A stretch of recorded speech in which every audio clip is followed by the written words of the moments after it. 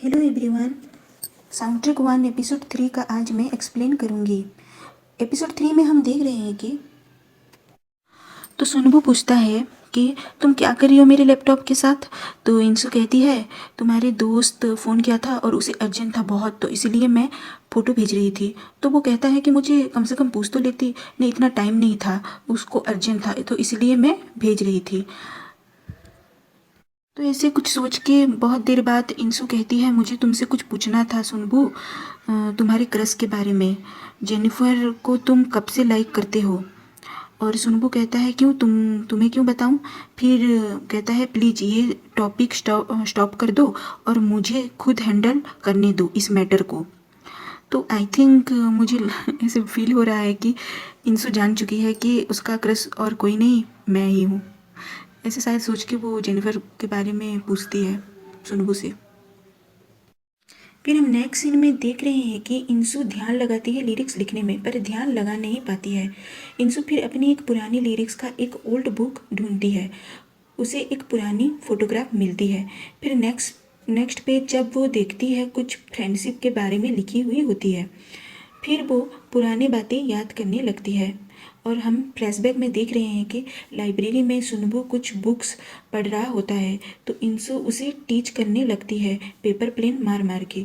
तो paper plane उठा के जब सुनबू देखता है उस पर लिखा हुआ होता है आई एम हंग्री। फिर दोनों फिर लंच करने चले जाते हैं। फिर खाने के टेबल में दोनों बात करने लगते हैं। तुम फोटो सब अपने मोबाइल में उठाते हो, मेरी मॉम एक कैमरा मुझे दी है, मैं उसे यूज करना नहीं चाहती हूँ, सो तुम ले जाओ। सुनबू कहता है मुझे क्यों दे रही हो? तो इंसु कहती है ये एक इन्वेस्टमेंट है, तुम जब बड़े फोटोग्राफर बन जाओगे ना तो मेरे एक काम आ सकोगे। तब इंसु की फ़ोटो खींचने लगता है जब वो अपने लिरिक्स दिखा रही होती है सुनबू को।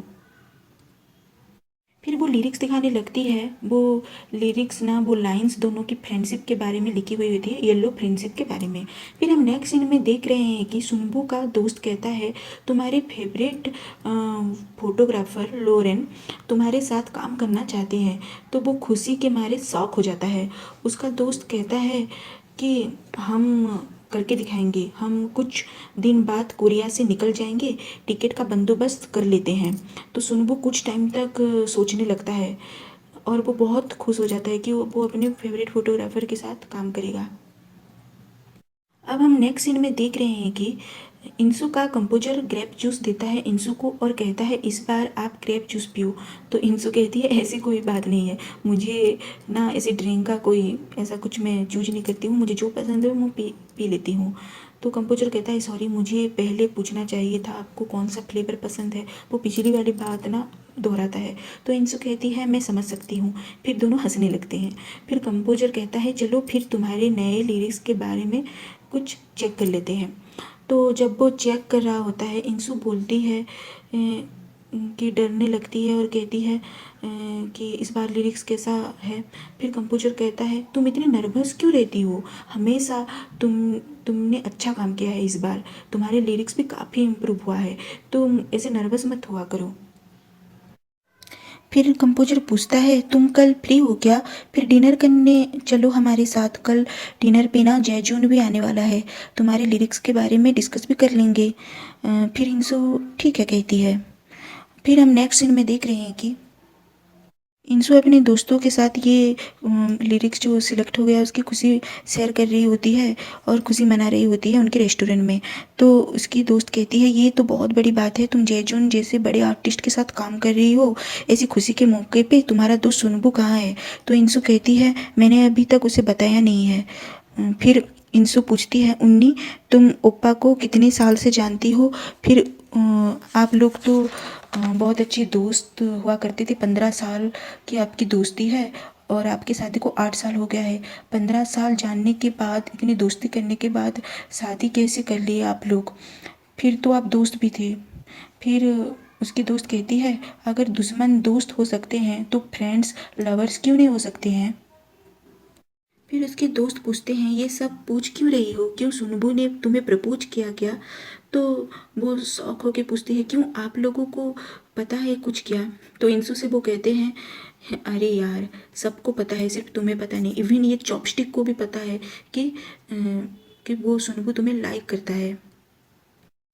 फिर इंसू कहती है, वो मेरा अकेला इकलौता अच्छा दोस्त है, मैं डरती हूँ खुद से, कहीं उसको गलती से भी हर्ट ना कर लूँ।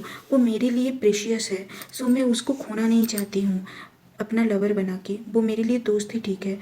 तो उसके दोस्त लोग भी उसके बातों को गहराई से लेते हैं और सोचते हैं शायद इंसू सही कह रही है। फिर हम नेक्स्ट सीन में देखते हैं कि सुनबू फ्लावर्स दे के कहता है, मैं तुमसे और नाराज़ नहीं हूँ, क्या तुम मुझसे नाराज़ हो क्या? और कहता है, आई एम सॉरी, मुझे ऐसे रिएक्ट करना नहीं चाहिए था। इंसू कहती है, it's okay, I am sorry too. सुनबू कहता है, 8 साल हो गया मैं उसे लाइक करता हूँ, और 8 साल हो गया है ये लाइक नहीं, ऑलरेडी मैं उसके प्यार में पड़ गया हूँ। वो कहता है, तुम्हारा नेक्स्ट क्वेश्चन होगा क्यों मैं उसको लाइक करता हूँ। तो उसका आंसर ये है कि मेरी मॉम के अलावा कोई और है, तो वो जो मुझ में विश्वास करती है और मुझे सपोर्ट करती है, मैं जो भी करता हूँ वो मुझे कहती है कि तुम बेस्ट हो। और थर्ड आंसर ये है कि मैं उसे बताने वाला हूँ कि मैं उसे प्यार करता हूँ। फिर नेक्स्ट सीन में हम देखते हैं कि इंसू ऑकवर्ड फील कर रही है जब सुनबू पास में होता है, तो तब वो उसे अपना मफलर देता है। तो इंसू पूछती है, क्या कर रहे हो? तो वो कहता है, मैं साइकिल ठीक कर रहा हूँ, ये बहुत पुराना हो गया है, मैं तो फेंकने वाली हूँ इस साइकिल को। तो सुनबू कहता है, ये तो तुम्हें बहुत पसंद है, क्यों फेंकोगी? तो वो कहती है, ऑलरेडी टूटा हुआ है तो इसे फेंकना ही पड़ेगा ना, और मैं चलाना भी नहीं चाहती अब। ठीक है फिर मैं जा रही हूँ, बोलती है। जब इंसू जान जाती है कि सुनबू उसे ही लाइक करता है, तो ना वो बहाने बनाने लगती है और उसके सामने ना ऑकवर्ड फील करने लगती है। तो सुनबू कहता है, तुम आज रात को कब लौटोगी? तो इंसू कहती है, मुझे वर्कर्स के साथ मीटिंग है और बहुत लेट आऊँगी, तुम जल्दी सो जाना, वेट मत करना। वो कहता है, मुझे कुछ कहना है तुमसे। वो कहती है, नहीं मैं बहुत बिजी हूँ, मैं जा रही हूँ, कह के बातों को टाल देती है। और एक्चुअली में सुनबू कहने वाला होता है कि वो जा रहा है, पर वो सुनती ही नहीं है उसकी बातों को। वो एक्चुअली सोचती है कि कहीं वो प्रपोज ना कर ले उसे, और ये दुखी करना नहीं चाहती सुनबू को। हम नेक्स्ट सीन में देख रहे हैं कि कंपोजर और इंसू एक साथ बैठे हैं और हमारा जैजुन का एंट्री होता है। ये आपको सबको पता होगा कि जैजुन है कौन, साउथ कोरिया का सबसे बड़ा सेलिब्रिटी सीईओ इन गो अप्पा। साउंड ट्रैक 1 पे ना गेस्ट रोल के लिए आए हैं। हाय। कंपोजर इंट्रोड्यूस कराता है इंसू को सबसे, और ड्रिंक करने लगते हैं और बातचीत भी करने लगते हैं। फिर बातों बातों में ऐसे सब लोग इंसू को कहते हैं कि कंपोजर तुम्हारा बहुत तारीफ कर रहा था, आज तुमसे मिलके बहुत अच्छा लगा, तुम्हारी लिरिक्स और तुम कितनी प्रीटी हो, ये सब कंपोजर हमें बताया था। तो इंसू सब सब सुन के ना शौक हो जाता है, अरे ये कंपोजर कैसे इतना मेरी तारीफ कर रहा है ऐसे करके। और हम नेक्स्ट सीन में देख रहे हैं कि सुनबू यहाँ वेट कर रहा होता है इंसू का, पर इंसू आती नहीं है। फिर कंपोजर कहता है कि चलो सेकेंड राउंड वाइन पीने चलते हैं, वहाँ पे एक अच्छा वाइन शॉप है, वहाँ पे बैठ के पीते हैं। 11 बज के ऊपर हो गया है। सुनबू रात तक इंसू का वेट कर रहा होता है और साइकिल भी चला रहा होता है। फिर इंसू और कंपोजर वाइन पीने और एक दूसरे से बात करने लगते हैं। तो इंसू पूछती है, जो सीईओ ने कहा सच है क्या मेरे बारे में? हाँ, मैंने उन लोगों को कहा था कि तुम बहुत अच्छी लिरिसिस्ट हो और ब्यूटीफुल हो और पैसन भी है तुम में, और जो 2 वीक्स का मोहलत मांगी थी ना, वो बहुत ही क्यूट था, और 2 वीक्स के मोहलत मांगने के बाद तुम्हारे अंदर काफ़ी बहुत चेंज हुआ, और तुम्हारे अंदर बहुत पैसन भी है। बुजुर्ग कहता है, तुम बहुत ही ब्यूटीफुल हो और प्रीटी हो, ऐसे करके तारीफ करने लगता है और बातों बातों में प्रपोज भी कर देता है कि मैं तुम्हें बहुत लाइक करता हूँ। पर उसके बाद वो कहता है कि तुम इसको प्रेशर में मत लो, थोड़ा टाइम लो, और हमारी अंडरस्टैंडिंग भी बढ़ जाएगी इसी टाइम के दौरान, और टाइम रहते हम लोग एक दूसरे को समझ भी पाएंगे। फिर हम देखते हैं कि टैक्सी से सुनबू वहाँ आ जाता है और देखता है इंसू और कंपोजर को बात कर रहे हैं। फिर वो शॉप के अंदर चला जाता है, उसे देख के वो दोनों शॉक हो जाते हैं। फिर फनी सीन होता है कि कंपोजर सुनबू के पास आने लगता है, सुनबू वाइन बोतल पकड़ के नर्वस होने लगता है, और फिर झुक के कंपोजर इंसू की स्कार्फ को जो ज़मीन पे गिरा हुआ होता है ना, उसे उठाता है और कहता है कि ये गिरा के चली गई थी। फिर कंपोजर कहता है कि फिर वो कहता है कि मैं उसे कह दिया इंसू को कि मैं उसे लाइक करता हूँ। तो हम यहाँ पे देख रहे हैं कि सुनबू थोड़ा सैड हो जाता है और कहता है कि वाइन बोतल पकड़ के, क्या इंसू ये वाइन पसंद की? तो कंपोजर कहता है शायद, लगभग। तो फिर फ़ोन पे बात करके इंसू वहाँ पे आती है और कहती है मैं थोड़ी डीजी फील कर रही हूँ, हमें घर जाना चाहिए। कंपोजर कहता है मैं चलो तुम्हें छोड़ देता हूँ। इंसू कहती है हम दोनों चले जाएंगे, सुनबू और मैं। फिर सुनबू कहता है कि अब मुझे कुछ काम है तो तुम छोड़ दो इंसू को सेफली घर। फिर सुनबू वहाँ से चला जाता है।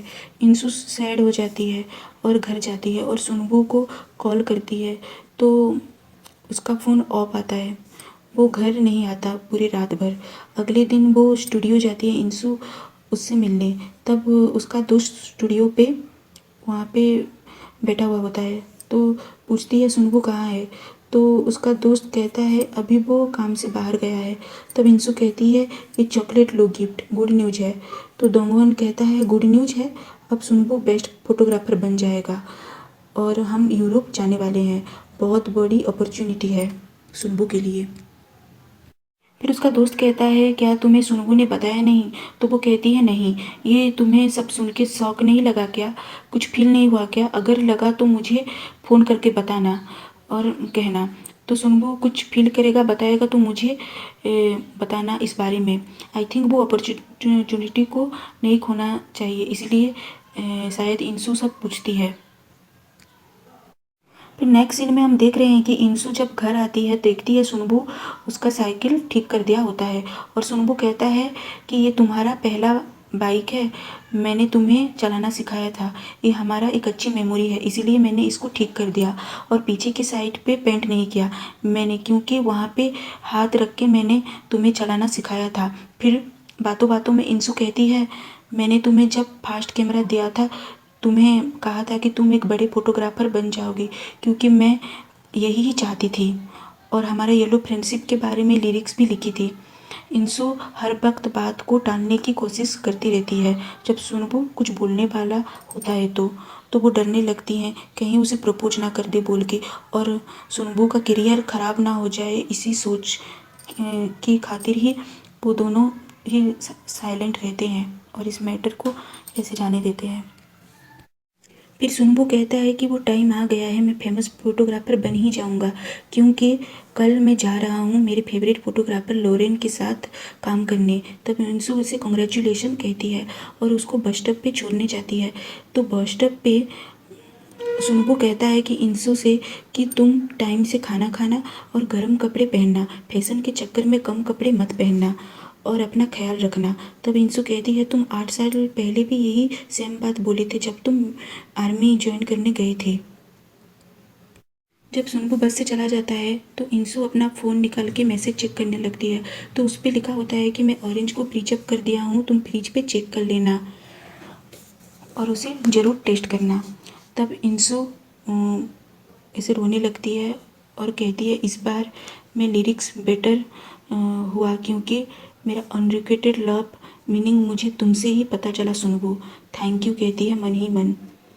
फिर फ्लैशबैक का एक सीन स्टार्ट होता है तो हम देखते हैं कि जब सुनबू मिलिट्री सर्विस के लिए जा रहा होता है तब सुनबू कहता है तुम दुखी नहीं हो क्या, मैं तुम्हें छोड़ के जा रहा हूँ, मुझे मिस नहीं करोगी क्या? तब इंसू कहती है इसमें मिस करने वाली क्या बात है, तुम मुझे कॉल करना, लेटर लिखना और घर का खाना भी मैं ला दूँगी कभी कभी 2 ईयर में।